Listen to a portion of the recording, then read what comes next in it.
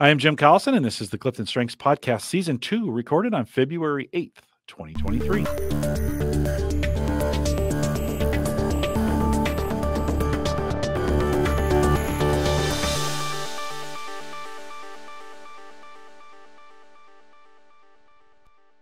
In this Clifton Strengths podcast series, we look at the Clifton Strengths for Leaders report, one theme at a time, and today's theme is competition. If you're listening live, we'd love to have you join us in our chat room. If you don't see it, there's a link to it right above me there. I'll take you there. We'd love to have your questions or comments. If you're listening after the fact, you can send us an email, coaching@gallup.com. Jaclynn Robinson is our host today. She works as a senior learning and development consultant and joined me for Season 1 of the Clifton Strengths podcast, where we looked at the book Well-Being at Work and one theme at a time. And Jaclynn, always great to be with you. Welcome back. Thank you. Hello. We are spending some time on competition today. This is going to be a fun one. They're all fun. Let's just be honest. But let's dive in with that intro. Yes. If you have competition high, you measure your progress against the performance of others. You strive to win first and revel in contests. Revel in contest. I think this is the theme, and maybe we'll spend some time thinking through this through the whole conversation here today, but we spent a lot of time the me versus we, and this seems a very me-centered theme. Okay, I'm not saying it is, and I'm not judging it. Okay, but I want to challenge that. I want to challenge people to think beyond this, because I think this is competition gets a bad rap. It's like, oh, there's competition. It's so fun. It's such a fun theme. And it's so helpful in so many ways. So I want to think about that. I want to overlay that as we go through this whole conversation. Yes. Thinking about that in the context of how can we take competition from me to we. We are spending this season thinking through this new role-based report, Clifton Strengths for Leaders, and talking about it. So what is the power of this theme in a leadership role then?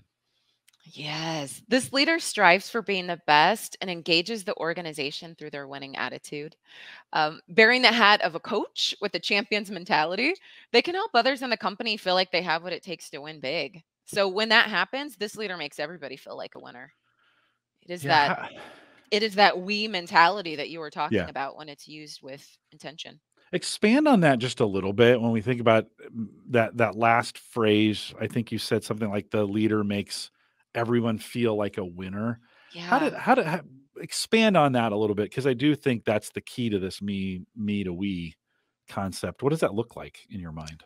Yeah, it's that there's no I in team. So it took all of us to achieve this company-wide goal. It took all of us to, put out this product or to deliver quality service where we are the number one in our industry, or we are moving up the ladder to number one in our industry. And so they can really just help everyone feel like a champion and like they had an equal part in the success of the organization. Mm-hmm. I think sometimes I get that idea that they create a vacuum that pulls, or a magnet. We've talked about that in seasons of Theme Thursday, a magnet to draw people into to those teams. People want to be a part of something that's a winner. It's why, whatever team, and I won't mention the sport because that's not international. I'd say something American. So we'll just say in any sport, generally the teams that are doing the best, they draw the most fans, right? People want to come to be a part of that. And I think in teams, people want to be on a winning team. I think the challenge sometimes though comes in the sense of pulling them along with recognition, right? For the right reasons, not winning for winning's sake, but to recognize individuals. Maybe that we component is also being able to create the best recognition ever for those teams so that people feel significant, right? People in the small s on that, people feel significant in what they've achieved. I don't know. Any thoughts on that? Oh, that's a good call out. It goes back to the energy and synergy they can create in the workplace through friendly competition across departments, or by, to your point, recognizing them in some significant fashion. A specific person, the MVP team member or the MVP department. But it's engaging. It is that place where you want to be, even if you're an underdog, I would think in some cases. And I think more so competition, you're like, yes, we are going to climb that way to the top. We're finding our way there. Yeah. Yeah. We've Yeah. got Yeah. Ted Yeah. Lasso. We all like the Ted Lasso show, right?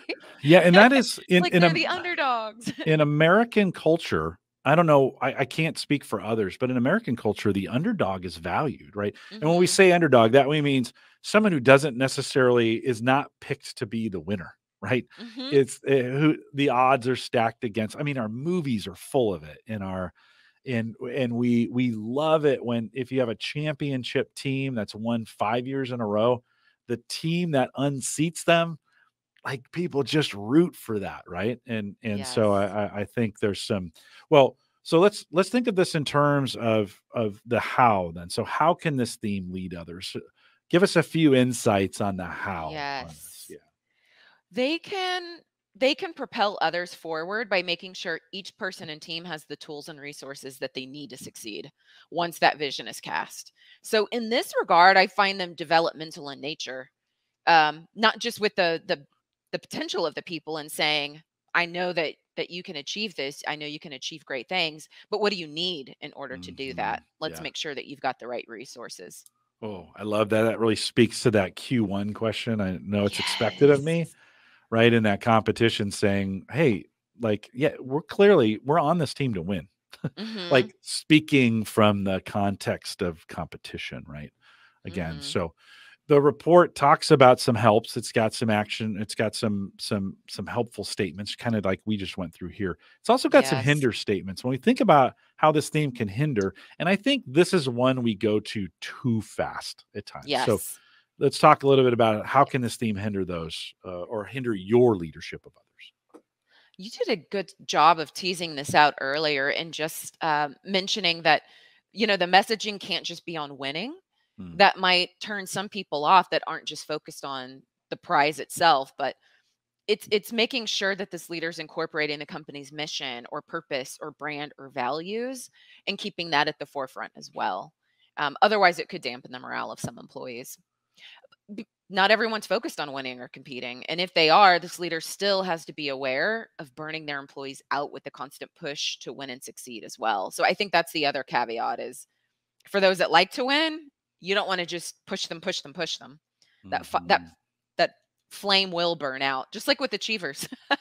It's like they like productivity, but they can burn out. So competition, I think, has to be wary of that as well with their organization or their followership.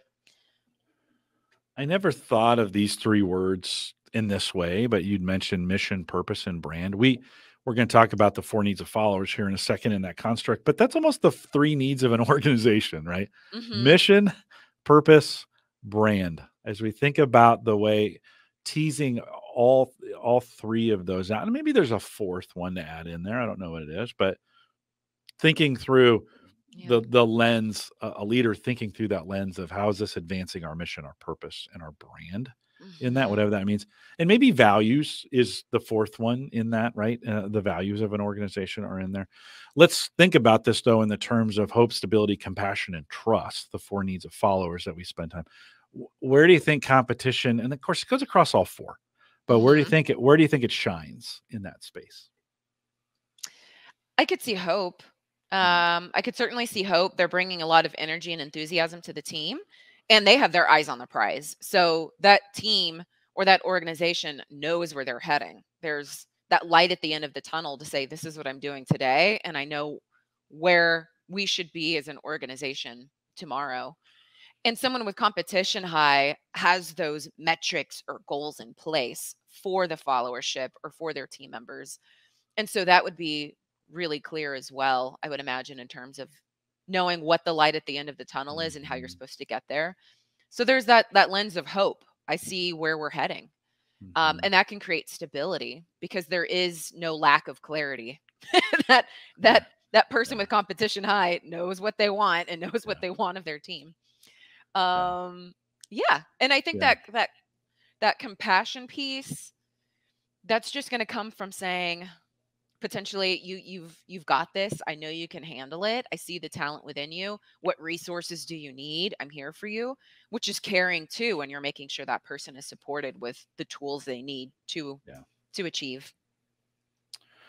I think if you replace the word win with success, right? And Mhm. I think in some cases you can. For successful teams, they're not successful on accident oftentimes, right? Mhm. There's been a purpose, there's been a drive, there's been a plan put in place. There's a system that creates this stability for people, right?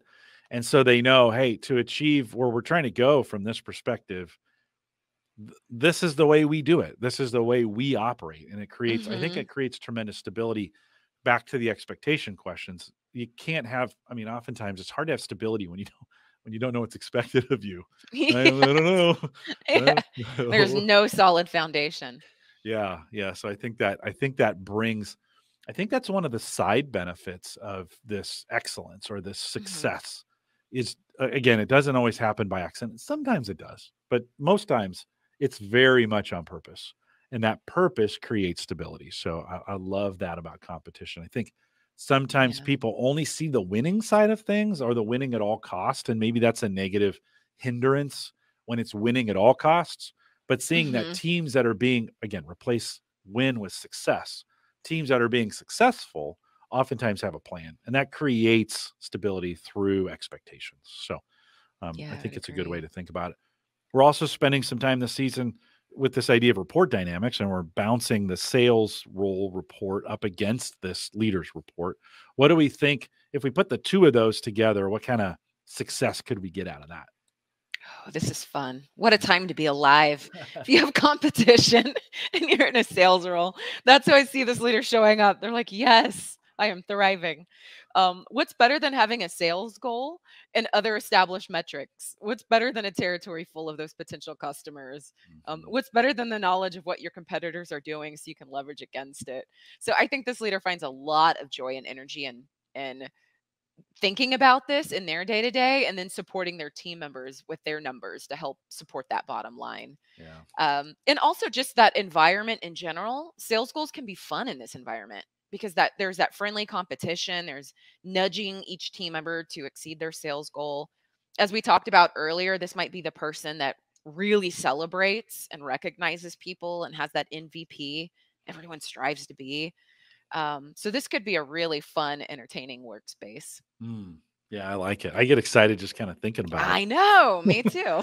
Yeah, and you know, we live and to be honest with with I think with you know the audience here, we live in challenging times and we have headwinds, right? I mean, we just do, and yet I think those high in competition see through that, and I think if you're sometimes you know going back to the four needs of followers, I sometimes need to attach myself to somebody with high competition to pull me Mhm. along with it, right? To say, look, I don't have the drive you do. I want to come in and draft behind you as you're giving, you know, as you're you know, striving, right, for excellence, for success in this. What about when we think about the leader report and the manager report together? What kind of things do we see in that one? Yes. So this people leader can be quite adept at setting performance metrics for their team and each member of it to make sure they know what that goal is and how they're tracking towards it. Also, with an eye on excellence and an effort to be the best and win big, this leader can develop each team member based on their strengths and really, again, ensure they have those support systems they need to take their talent to that next level or take their success to the Mhm. next level. Yeah.